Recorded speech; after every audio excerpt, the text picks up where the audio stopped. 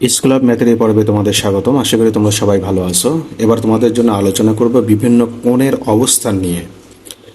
ত্রিকোণমিতিতে আমাদের কোণের যে ব্যাপারটা সেটা প্লাস হতে পারে, মাইনাস হতে পারে, অর্থাৎ ধনাত্মক হতে পারে, ঋণাত্মকও হতে পারে। তো এখানে এই কোণের মানগুলো 360 ডিগ্রির বেশিও হতে পারে, কমও হতে পারে। এখন এখানে 130 ডিগ্রি এই কোণের অবস্থান আসলে কোন চতুর্ভাগে? চতুর্ভাগ মানে হলো, আমরা যদি এখানে দুইটা অক্ষ নেই, এক্স অক্ষ, X X prime, Y Y prime, তাহলে এই 130 ডিগ্রির অবস্থান কোন চতুর্ভাগে হবে সেটা আমাকে নির্ণয় করতে হবে।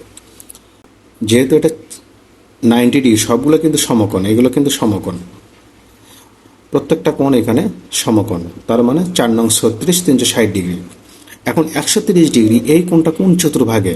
এটা হলো প্রথম চতুর্ভাগ। ঘড়ির কাঁটার বিপরীত দিক যদি আমি চিন্তা করি, এটা প্রথম, আর এটা হলো দ্বিতীয়, এটা হলো তৃতীয়, আর এটা হলো চতুর্থ। এটা হলো প্রথম চতুর্ভাগ, ফার্স্ট কোয়াড্রেন্ট, এটা হলো সেকেন্ড কোয়াড্রেন্ট, এটা হলো থার্ড কোয়াড্রেন্ট, এটা হলো ফোর্থ কোয়াড্রেন্ট। অর্থাৎ এটা প্রথম চতুর্ভাগ, চতুর্ভাগ, এটা হলো দ্বিতীয় চতুর্ভাগ, এটা তৃতীয়, এটা হলো চতুর্থ।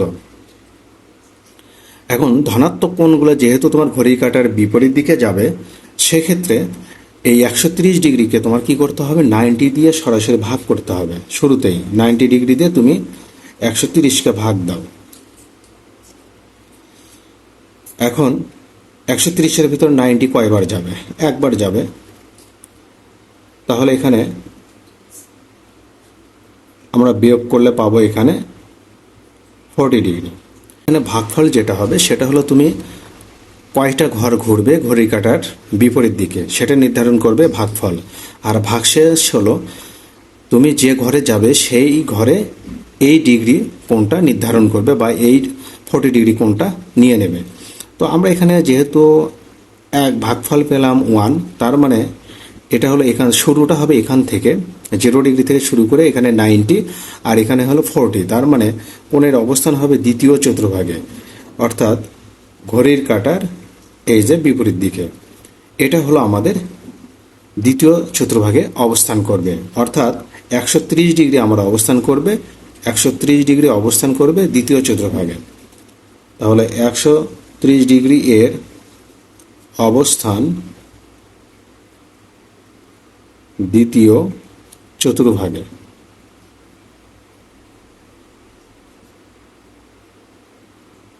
এইভাবে তোমাদের নিতে হবে।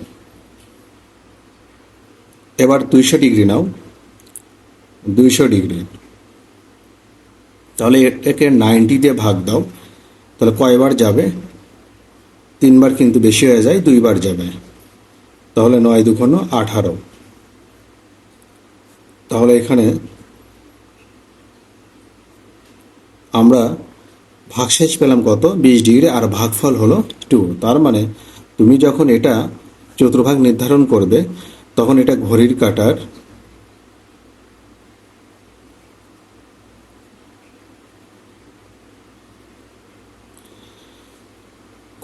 বিপরীত দিকে যাবে। তাহলে যেহেতু এখানে 2, ভাগফল হলো 2, তুমি 90 করে 2 বার যাবে, একবার, 2 বার। তারপরে যেহেতু ভাগশেষ হলো 20 ডিগ্রি, তাহলে এটা তৃতীয় ঘরে যাবে। এখানে এসে তোমার এই তৃতীয় ঘরে সে কত ডিগ্রি নেবে? 20 ডিগ্রি নেবে। এইভাবে তোমার হয়ে যাবে 200 ডিগ্রি। তাহলে এখানে অবশ্যই তোমরা কি করবে? এইভাবে দেখাবে। তো এখানে এসে এই কোণের অবস্থান হবে 200 ডিগ্রি। তাহলে 200 ডিগ্রি এর অবস্থান তৃতীয় চতুর্ভাগে।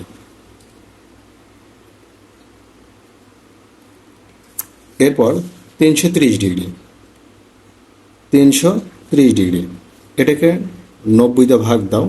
কতবার যাবে? 3 বার যাবে, 4 বার বেশি হয়ে যায়। 3 বার দিলে 3 নং 27, 270 ডিগ্রি বাদ দাও। তাহলে এখানে তুমি এখানে 60 ডিগ্রি পাবে। তাহলে এটার অবস্থান কোথায় হবে? তাহলে তুমি কি করবে? এটা 90 ডিগ্রি করে 3 বার যাবে, একবার, 2 বার, 3 বার। যেহেতু 60 ডিগ্রি ভাগশেষ, সেটা কি করবে, চতুর্থ ঘরে এসে তোমার 60 ডিগ্রি নিয়ে নেবে। চতুর্থ ঘরে এসে এখানে তোমার 60 ডিগ্রি নিয়ে নেবে। তাহলে টোটাল আমাদের কোণ 330 ডিগ্রি অবস্থান করবে আমার চতুর্থ চতুর্ভাগে। 330 ডিগ্রি এর অবস্থান চতুর্থ চতুর্ভাগে।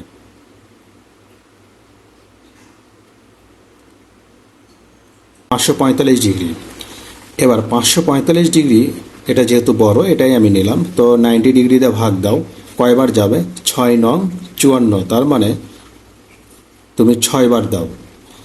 তো এখানে বিয়োগ করলে তুমি কত পাবে, 5 ডিগ্রি। এখন তুমি কি করো, এটা দেখাও কোন ঘরে যায়।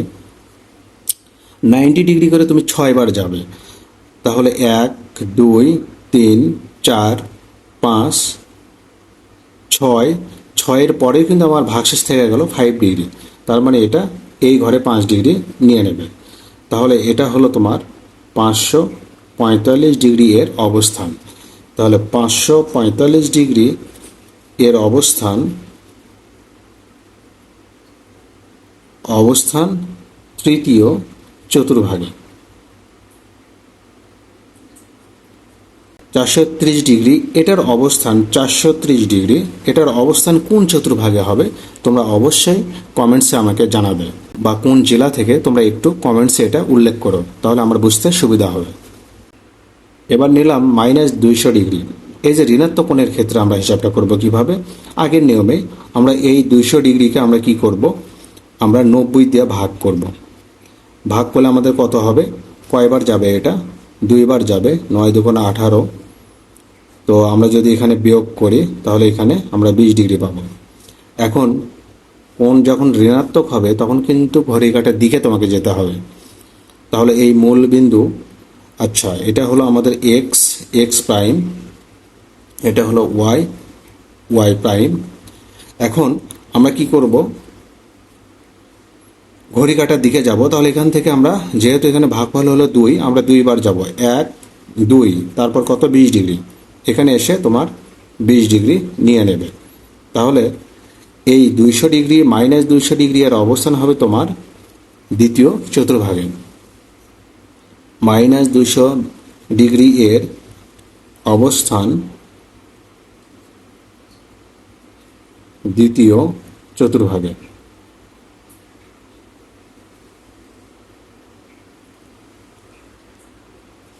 এবার -520 ডিগ্রি।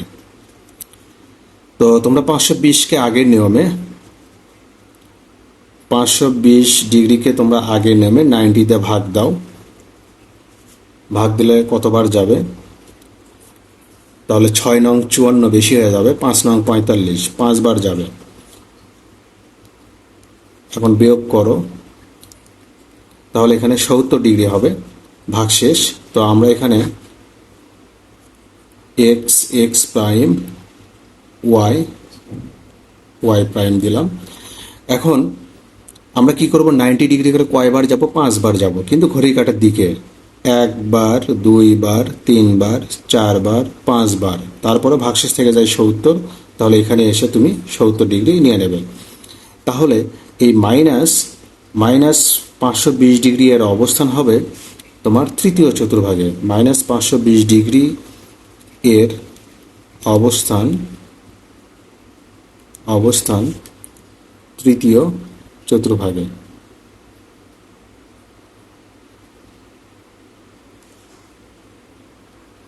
এবার কত, 750 ডিগ্রি এর অবস্থান কোন চতুর্ভাগে। আমরা কি করব, 750কে আগের নিয়মে আমরা 90 দিয়ে ভাগ দেব।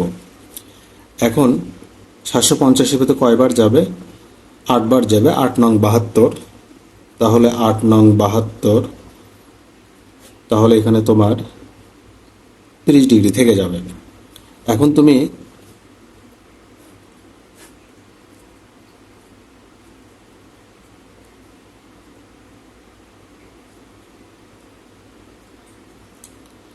ঘড়ি কাঁটার দিকে যাবে, কয়বার যাবে, 8 বার, 8টা ঘর যাবে, 1 2 3 4 5, 6, 7, 8, 8-এর পরে ভাগশেষ কত থেকে গেল আমাদের 30 ডিগ্রি। এই 30 ডিগ্রি এখানে নিয়ে নেবে এইভাবে।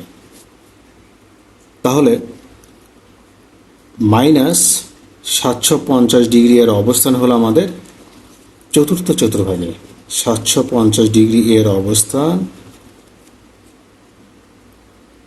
অবস্থান চতুর্থ চতুর্ভাগে।